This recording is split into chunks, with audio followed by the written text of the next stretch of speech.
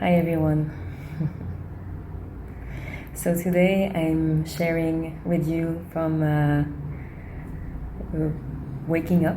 Just got out of bed and I just finished a 1 week long Tantra festival, and a lot of reflections are coming up and kind of brewing inside of me.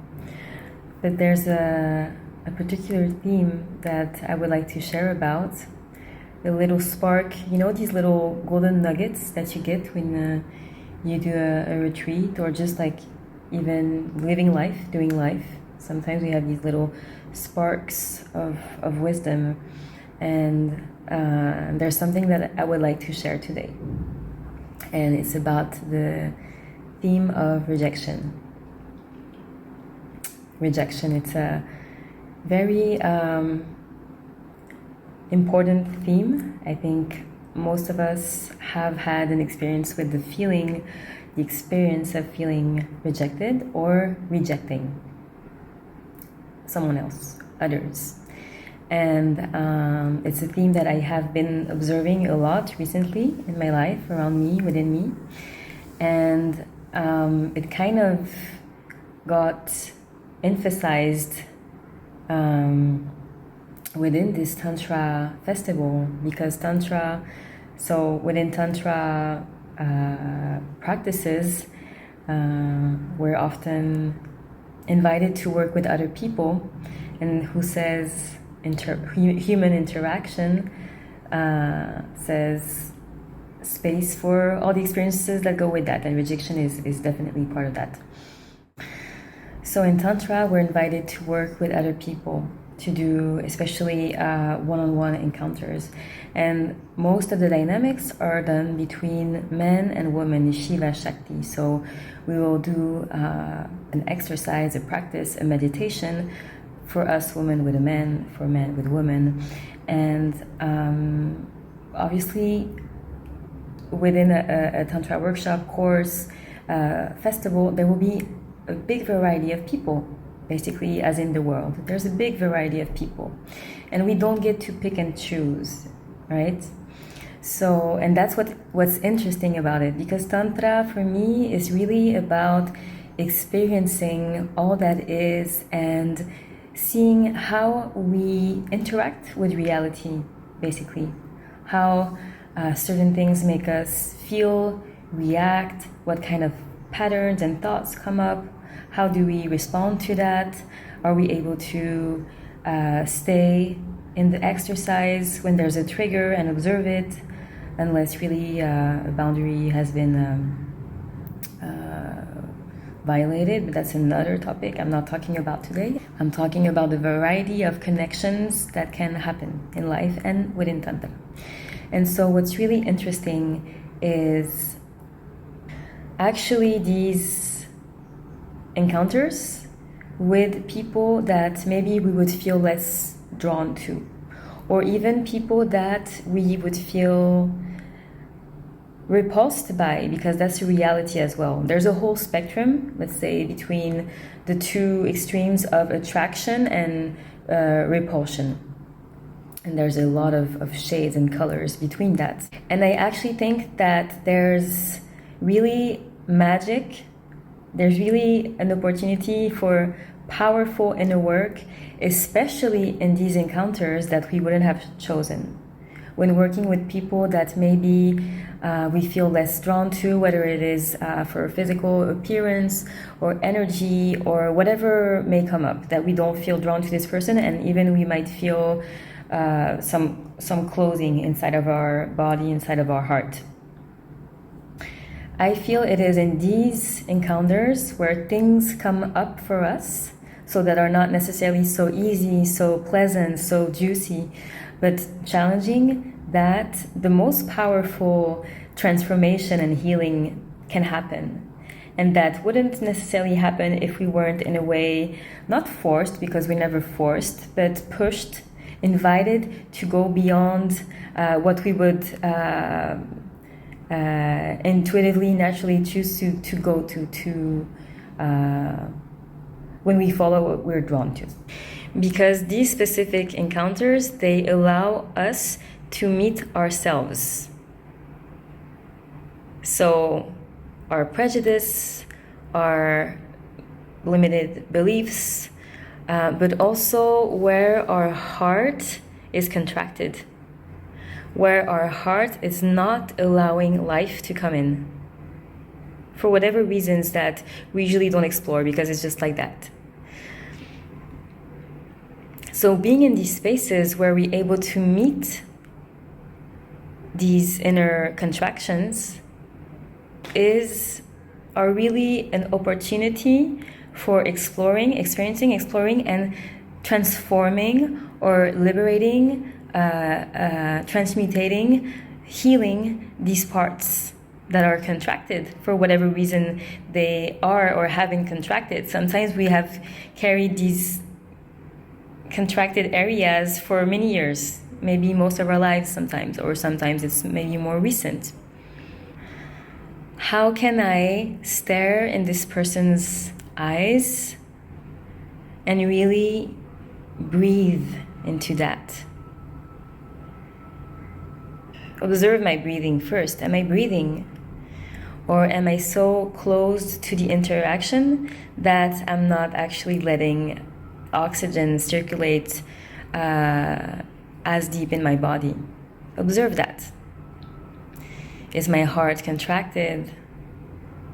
Am I able to meet this person in his eyes, to see his humanness, to see his heart, to see his soul, to see his wounds? Am I able to breathe with that person, with all that who he or she is?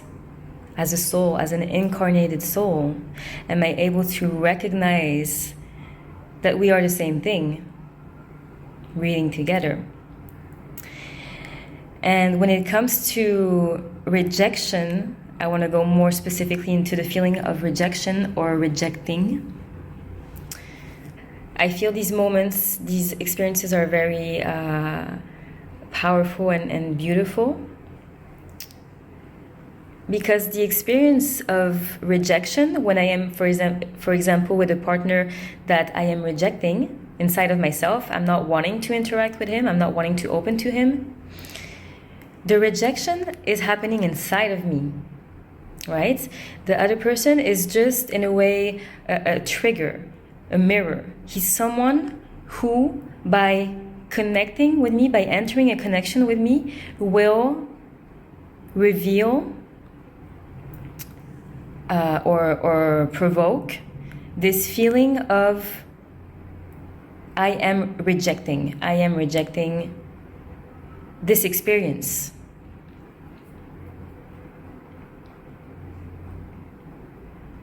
So the feeling of rejection, it doesn't belong to the other person, although the other person will have their own process with receiving the feeling of being rejected.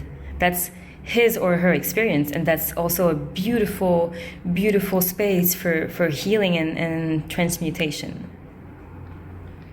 But when I am rejecting, this feeling of rejection, it lives inside of me. It lives inside of my heart. It lives inside of my body. It lives inside of my being. So I am the one living with this emotion, with this experience, physically, emotionally, spiritually. I am carrying this experience within me. It's impacting, affecting me, my breathing, my openness, my thoughts.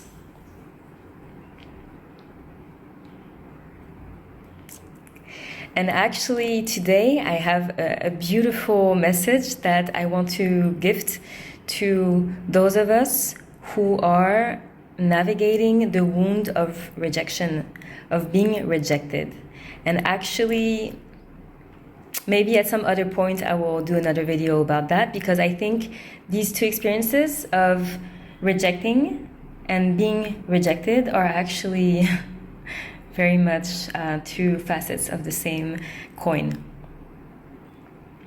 But I did experience the feeling of rejecting. I did witness this within me. And I also witnessed in my partner's eyes how it feels like to receive being rejected. And I just want to offer today a healing sentence. A healing sentence. So, to all those of us who are experiencing this wound of rejection, if this resonates for you, I want to invite you to close your eyes. Maybe breathe. Open to receiving. Let's take 2 more breaths.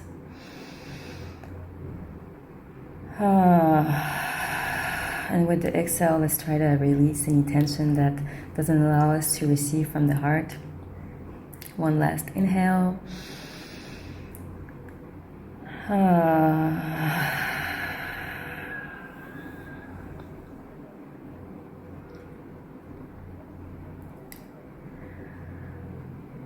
To you who has felt rejected by me,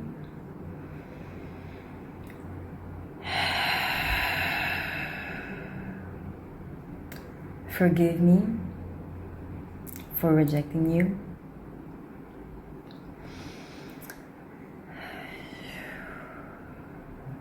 Forgive me for not seeing that I am you.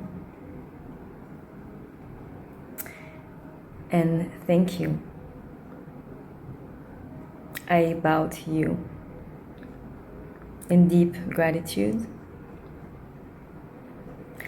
for showing me where my heart is contracted, where my heart is not open yet to receiving love. Thank you for being this sacred mirror, showing me where my heart needs to soften, and giving me this opportunity and this space for my heart to open, for my judgments and my prejudices to drop,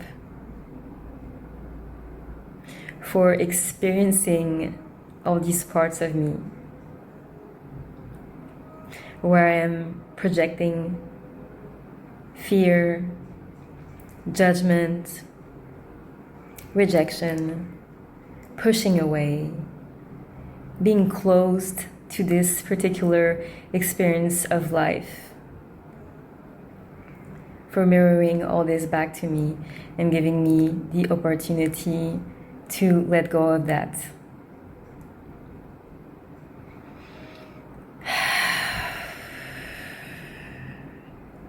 For gifting me this space, this loving space, this presence, for me to experience where my heart is contracted, and for allowing my heart to soften, slowly soften, through meeting your eyes and through seeing your soul through your eyes, and that you are me.